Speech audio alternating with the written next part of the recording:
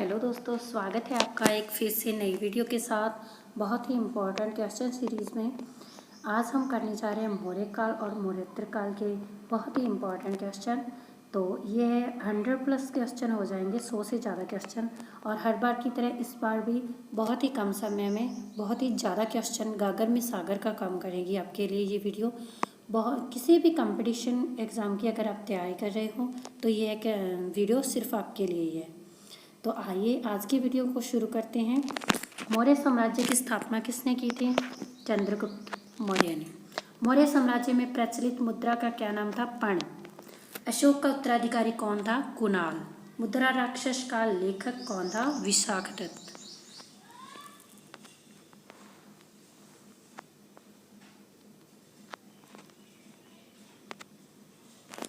वह व्यक्ति कौन था जिसका नाम दीवान प्रियदर्शी भी था?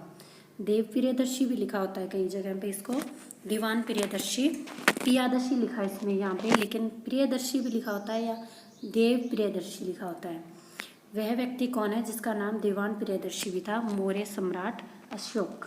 जब अशोक ने अपने भाइयों का कत्ल करके वो छुपाया था तब उसने अपने आप को खुद ही उपाधि दी थी देव नाम प्रिय की। कौटिल्य चाणक्य किसका प्रधानमंत्री था? चंद्रगुप्त मौर्य का। कलिंग विजय के उपरांत अशोक महान ने किस धर्म को अंगीकार कर लिया था? बौद्ध धर्म को।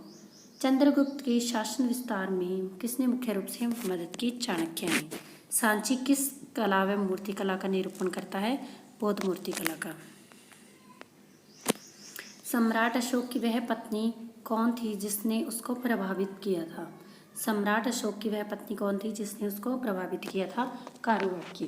कारुवाकी और उसके पुत्र लिवर का एक अभिलेख में इसका नाम मिलता है। बाकी कहीं भी इनका कोई किसी भी पत्नी का नाम नहीं मिलता है, तो इसने प्रभावित किया होगा तभी तो अगले उसका नाम लिखवाया होगा।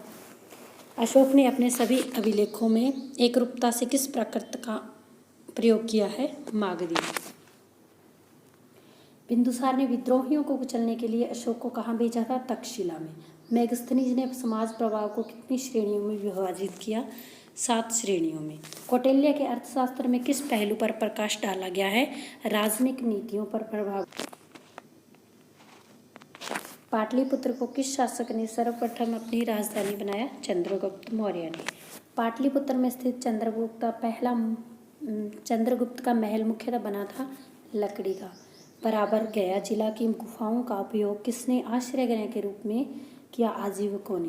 किस अभिलेख से यह साबित होता है कि चंद्रगुप्त का प्रभाव पश्चिम भारत तक फैला हुआ था? रुद्रदामन का जूनागढ़ अभिलेख से साबित होता है। केवल वह स्तंभ जिसमें अशोक ने सवय को मगध सम्राट बताया है, भाब्रू स्तंभ। अर्थशास्त्र का लेख समकालीन था चंद्रगुप्त का। नंदवंश के पश्चात मगध पर किस राजवंश ने शासन किया? मौर्य ने। मौर्य काल में शिक्षा का सर्वाधिक प्रसिद्ध केंद्र था तक्षशिला।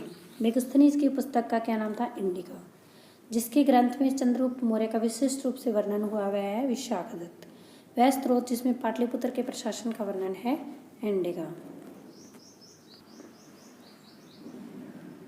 अशोक के शिलालेखों में प्रयुक्त भाषा है प्राकृत। प्रथम भारतीय साम्राज्य किसके द्वारा स्थापित किया गया? चंद्रगुप्त मौर्य द्वारा। चाणक्य अपने बचपन में किस नाम से जाने जाते थे? विष्णुगुप्त। राज्य के सप्तांक सिद्धांत के अनुसार राज्य का 7वां अंक कौन सा था? मित्र। किसके शासनकाल में डिमेक्स भारत आया था? बिंदुसार की। किस प्राचीन नगर के अवशेष कुम्हार स्थल से प्राप्त हुए हैं? पाटलिपुत्र की। कुलंदीबाग प्राचीन स्थान था पाटलिपुत्र का। किसने सहिष्णुता, उदारता और करुणा के त्रिविधि आधार पर राजधर्म की स्थापना की? अशोक ने। अशोक ने बौद्ध होते हुए भी हिंदू धर्म में आस्था नहीं छोड़ी, इसका प्रमाण क्या है? देव नाम प्रिय की उपाधि। अशोक ने बौद्ध धर्म होते हुए भी हिंदू धर्म में आस्था नहीं छोड़ी, इसका क्या प्रमाण है? कि इसके नाम है जो देव नाम प्रिय की उपाधि ली थी उसने। अशोक के शिलालेखों को पढ़ने वाला प्रथम अंग्रेज कौन था? James princess. केवल वह स्तंभ जिसमें अशोक ने सवय को मगध का सम्राट बताया है, भाब्रू स्तंभ। मौर्य काल में शिक्षा का सर्वाधिक प्रसिद्ध केंद्र था तक्षशिला। अंतिम मौर्य सम्राट था बृहद्रथ। उत्तराखंड में अशोक का एक शिलालेख स्थित है कालसी में। सांची का स्तूप किसने बनवाया? अशोक ने। प्राचीन भारत का वह प्रसिद्ध शासक जिसने अपने जीवन के अंतिम दिनों में जैन धर्म को अपनाया कौन था? चंद्रगुप्त मौर्य।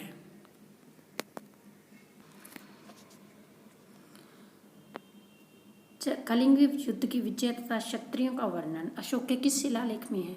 शिलालेख 12 में, शिलालेख नंबर 12 में। प्रसिद्ध यूनानी राजदूत मेगास्थनीज भारत में किसके दरबार में आए थे? चंद्रगुप्त मौर्य के दरबार में।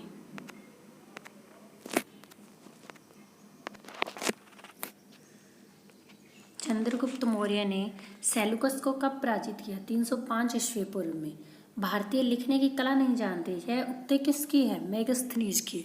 मेगास्थनीज क्या कहता है कि भारतीयों को लिखना नहीं आता था। मौर्य काल में गुप्तचरों को क्या कहा जाता है? गूढ़ पुरुष कहा जाता था। अशोक का समकालीन तुर्क में कहाँ का राजा था? मिस्र का।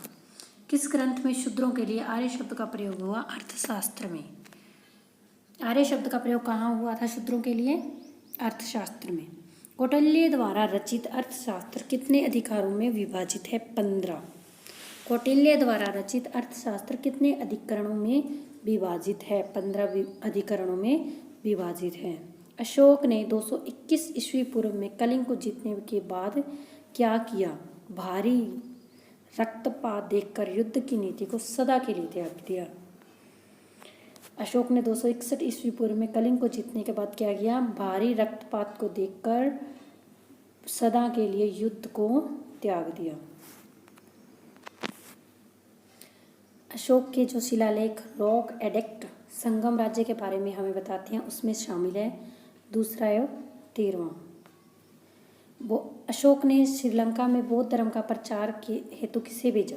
महेंद्र जो उसका पुत्र था और संघमित्रा उसके पुत्री। अपने पुत्र और पुत्री को भेजा, महेंद्र और संघमित्रा को श्रीलंका भेजा था बौद्ध धर्म का प्रचार प्रसार करने हेतु। अशोक के मन सेहरा पाकिस्तान व शहबाजगढ़ी पाकिस्तान से प्राप्त बृहद शिलालेखों में किस भाषा का प्रयोग किया गया है? खरोष्ठी भाषा का। श्रीनगर की स्थापना किस मौर्य शासक ने की? अशोक ने की। किस अभिलेख में चंद्रगुप्त मौर्य और अशोक दोनों का उल्लेख किया गया है? महाक्षत्रप रुद्रदमन का जूनागढ़ अभिलेख। महाक्षत्रप रुद्रदमन का जूनागढ़ अभिलेख में चंद्रगुप्त मौर्य और अशोक दोनों का उल्लेख किया गया है। तो नेक्स्ट टॉपिक हमारा है मौर्योत्तर काल 185 ईस्वी पूर्व से 319 ईस्वी पूर्व। इसका फर्स्ट क्वेश्चन है मौर्योत्तर काल। पहले मौर्य काल था, अब मौर्योत्तर काल है। तो नेक्स्ट इसका क्वेश्चन है अंतिम मौर्य सम्राट बृहद्र की हत्या कर किसने? शुंग वंश की स्थापना की? पुष्यमित्र ने मौर्य सम्राट बृहद्र की हत्या करके शुंग वंश की स्थापना की। शुंग वंश का राजा पुष्यमित्र था, उसने शुंग वंश की स्थापना की। काणव वंश का संस्थापक कौन था? वसुदेव। आंध्र सातवाहन वंश का संस्थापक कौन था? शिमुक।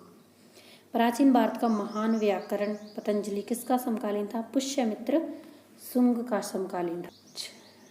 सर्वप्रथम भारत में विशुद्ध संस्कृत भाषा में लंबा विलेख किस राजा द्वारा जारी किया गया? शक राजा रुद्रदमन द्वारा। सातवाहनों में आरंभिक के दिनों में अपना शासन कहाँ शुरू किया? महाराष्ट्र में। किस कुषाण शासक ने सर्वप्रथम मुद्राएं जारी की? कडफिसस। किस वंश के शासकों ने क्षत्रप प्रणाली का प्रयोग किया? शकों ने।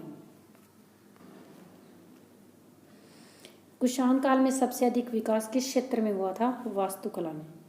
भारत में प्रथम बार सैनिक शासन किसके द्वारा व्यवहार में लाया गया? ग्रीकों के द्वारा। ईसा पूर्व 2री सदी के प्रारंभ में उत्तरी अफगानिस्तान में स्थापित भारत यूनानी राज्य था बैक्ट्रिया। सर्वप्रथम रोम के साथ किस लोगों का व्यापार प्रारंभ हुआ? तमिल एवं चेरों का। सातवाहनों ने सबसे पहले स्थानीय अधिकारियों के रूप में काम किया था। किसके अधीन काम किया था? मौर्यों के अधीन किया था। वह महानतम कुषाण नेता कौन था जो बौद्ध बन गया? कौन था? कनिष्क। कुषाण काल के दौरान मूर्तिकला की गांधार शैली किसका मिश्रण है? भारत, ग्रीक, यूनान, ग्रीक को यूनानी भी कहते हैं, भारत और ग्रीक शैली का। रोम साम्राज्य के अनुसरण पर किस वंश के शासकों ने कैंसर यानी कि सीजर की उपाधि ग्रहण की? तो कुषाण। कैसर, कैंसर नहीं, केसर। रोम साम्राज्य के अनुसरण पर किस वंश के शासकों ने कैसर सीजर की उपाधि ग्रहण की? कुषाण। प्राचीन भारत में किसने नियमित रूप से सोने के सिक्के चलाए? कुषाणों ने। मौर्य के बाद दक्षिण भारत में सबसे प्रभावशाली राज्य था सातवाहन। बुद्ध की खड़ी प्रतिमा किस काल में बनाई गई? कुषाण काल में। शुंग वंश के बाद किस वंश ने भारत पर राज किया? कण्व वंश ने। किस चीनी जनरल ने कनिष्क को हराया था? पेन चाओ ने।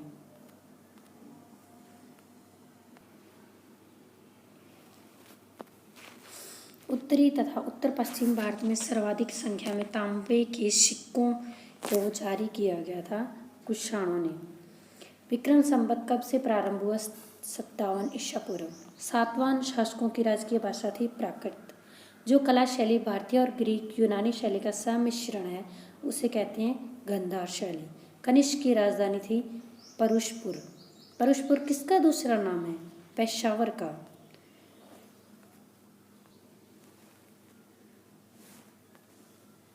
चरक किसके राज चिकित्सक थे? कनिष्क के। तक्षशिला के प्रसिद्ध स्थल होने का कारण था गांधार कला। भारत में सर्वप्रथम स्वर्ण मुद्राएं किसने चलाई? इंडो बैक्टीरियन ने। किस संग्रहालय में कुषाण कालीन मूर्तियों का संग्रहण अधिक मात्रा में? मथुरा संग्रहालय में। किस वंश के शासकों ने ब्राह्मण बौद्ध भिक्षुओं को कर मुक्त भूमि या गांव भूमि अनुदान देने की प्रथा प्रारंभ की? सातवाहनों ने।